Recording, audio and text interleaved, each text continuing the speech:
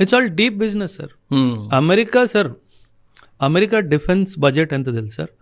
Around $950 billion. అంటే దాదాపు $1 trillion America defence budget sir.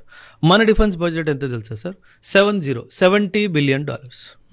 America ఎక్కడ, మనం ఎక్కడ సార్? మనం అమెరికాకి ఈ బిజినెస్ లో పోటీ కాదు సార్. మనము at the end of the day India is a peace loving country sir. అంటే దీనివల్ల మనకు ప్రాబ్లమ్స్ కూడా వచ్చేది వేరే విషయం కానీ, but we're a peace loving country at the end of the day.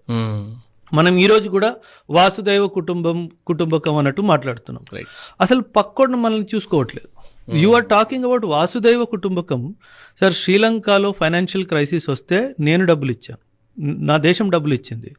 మీకు మాల్దీవ్స్ లో ప్రాబ్లం వస్తే sir, Maldives president go back India అనే క్యాంపెయిన్ మీద గెలిచి వచ్చినోడిని, వాడిని మనం సపోర్ట్ చేసాం. రైట్.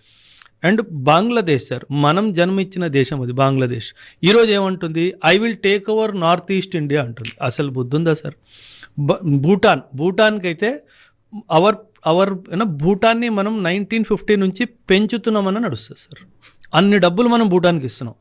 నేపాల్, ఎక్కడ లేని సబ్సిడీస్ నేపాల్కి మనం ఇస్తున్నాం సార్. ఎక్కడ లేని పెట్రోల్ ఇక్కడ కాస్ట్లీ, నేపాల్లో తక్కువ, భూటాన్లో తక్కువ. మేమైతే as a army officer one I was posted in Bhutan border, bike తీసుకొని వెళ్ళి భూటాన్లో పెట్రోల్ కొట్టించుకొని వచ్చేవాడు. బికాజ్ అక్కడ తక్కువ ఉంది కాబట్టి.